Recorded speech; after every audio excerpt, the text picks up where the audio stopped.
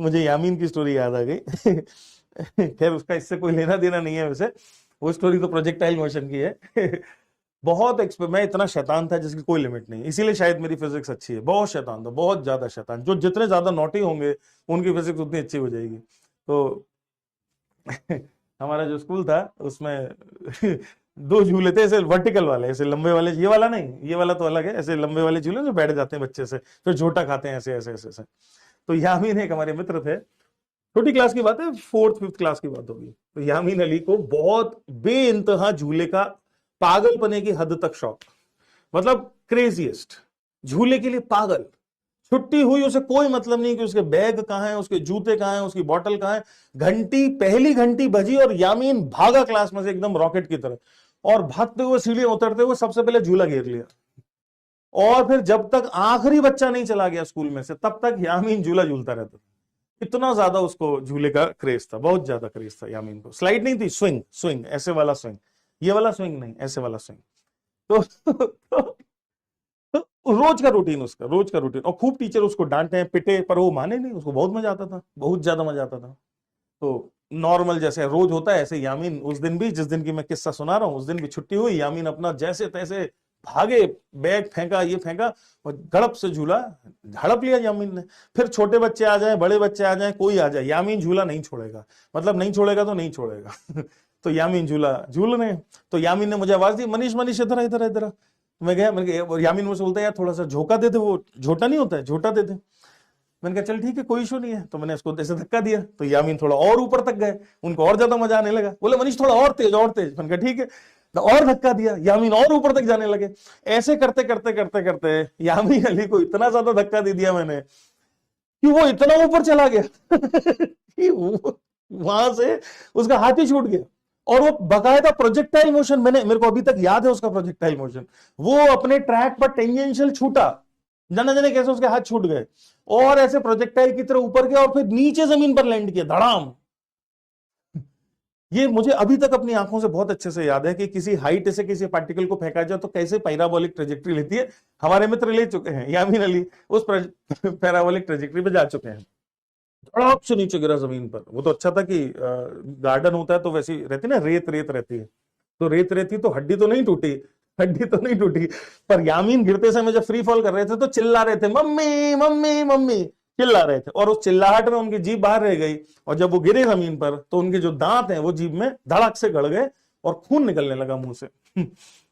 मैंने देखा जैसे ही कि यामीन जैसे ही उठा नीचे से, एक तो पूरी मिट्टी लग गई शरीर पर, और मुंह पूरा मुंह खून ही खून में।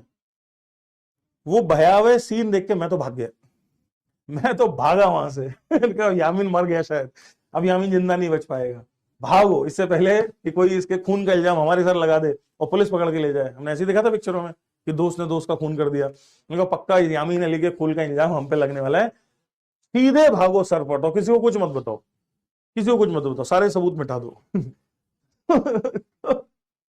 भागे। अच्छा उस समय ना मोबाइल होते थे ना फोन होते थे। भाग के मैंने किसी को कुछ नहीं बताया, घर पर जाके चुप, एकदम चुप बैठा हुआ, इंतजार कर रहा हूँ कि पुलिस आके मुझे पकड़ेगी। पूरी शाम तक मैं ये डरे डरे रहा कि अभी आएगी पुलिस की गाड़ी, अभी आएगी पुलिस की गाड़ी मुझे पकड़ने, अभी आएगी पुलिस की गाड़ी और अनाउंस करेगी कि मनीष शर्मा कहाँ है, बाहर आ जाए, पुलिस पकड़ के ले जाएगी उनको। मैंने किसी को कुछ नहीं बताया, घर वालों को भी कुछ नहीं बताया, किसी को कुछ नहीं बताया, बस डरा डरा सहमा सहमा शाम तक रहा। नेक्स्ट डे हिम्मत करके स्कूल, पुलिस आई नहीं, मुझे लगा कि पता नहीं क्या हुआ, पोस्टमार्टम में देरी हो रही है शायद यामीन के। नेक्स्ट डे स्कूल गए तो यामीन स्कूल आया ही नहीं। अब हम, बड़ी हालत खराब। मैंने अपने बाकी जो मित्र थे हमारे और क्लोज अलाइज, उनको बताया कि यार ऐसे ऐसे कल एक इंसिडेंट हो गया, मेरे हाथ से खून हो गया यामीन अली का। अच्छा वो भी मेरे जैसे बच्चे, चौथी पांचवी क्लास के बच्चे में कितनी बुद्धि होती है। तो वो भी परेशान, अरे यार मनीष अब क्या होगा, फिर को तो पुलिस ले जाएगी, फिर अब हमारी दोस्ती का क्या होगा, और हम आगे, हमने तो भविष्य में ये करना था वो करना था। बच्चे अपने कहानियां नहीं बनाते हैं ऐसे करके। अब मेरे दोस्त और हम सब दुखी हैं, हम चारों पांचों लोग दुखी हैं कि बस शाम तक तो पुलिस पकड़ के ले ही जाएगी। तो फिर एक मेरा दोस्त था अभिषेक, उसने $1 मिलियन आइडिया दिया कि मनीष क्यों ना हम ऐसा करें कि स्कूल के बाद एक बार यामीन के घर ही चलते हैं, देख लेते हैं, है ना, क्या पता क्या स्थिति है, देख लें उसके घर वालों को थोड़ा, और कितना लोगों को पता, ये भी हमें पता चल जाएगा, तो दूध का दूध पानी का पानी हो जाएगा। तो ऐसा करिए तू बाहर खड़ा रही हो, हम अंदर चले जाएंगे और हम दिखाएंगे कि क्या स्थिति है। हो सकता है कि डेड बॉडी रखी हो और रोना वोना हो रहा हो। अगर मैंने कहा ये आइडिया तो अच्छा है काफी। तो फिर हम सब 3-4 दोस्त अपने साइकिल से जाते थे स्कूल, और हम सब जो है यामीन के घर के आसपास पहुंच गए। तो बड़ी गली थी, गली के एंड में उसका घर था, तो मैं तो बाहर ही रुक गया अपनी साइकिल पर। मेरे जो मित्र हैं वो गए अंदर और अंदर घुसे तो देखा कोई शोर शराबा नहीं है, सब एकदम नॉर्मल सा ही लग रहा है। गेट खोल के अंदर गए, किसी के रोने की आवाज भी नहीं आ रही है। वो लगा लगता क्रियाक्रम कर भी दिया यामीन अली का इतनी जल्दी। तो अंदर गए तो देखा बिस्तर पर यामीन अली पड़े हुए हैं और मुंह पे पट्टियां बंधी हुई हैं कई सारी। तो अभिषेक यामीन से क्या पूछता है, अरे तू मरा नहीं?